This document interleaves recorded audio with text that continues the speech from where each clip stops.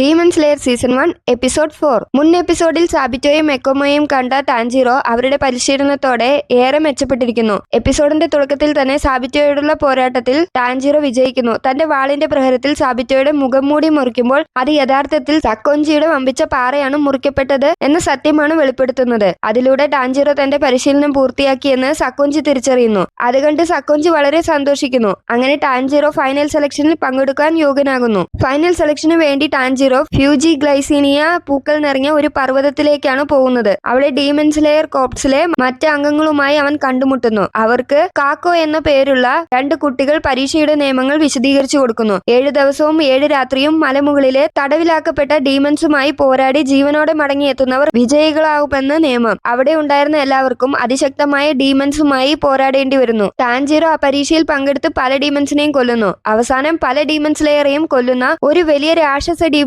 കണ്ടെത്തുന്നു. ഈ ഡീമൻ മുൻപ് സക്കോഞ്ചിയുടെ ശിഷ്യരായ സാബിറ്റോയും മെക്കോമയും കൊന്നയാളാണ്. ഈ രാക്ഷസനുമായി ടാൻജിറോ പോരാടുന്നു. അപ്പോഴാണ് അവൻ തന്റെ വാളിന്റെ ആദ്യത്തെ രൂപം വാട്ടർ ബ്രീതിങ് ടെക്നിക് ഉപയോഗിച്ച് ആ ഡീമന്റെ തല വെട്ടുന്നു.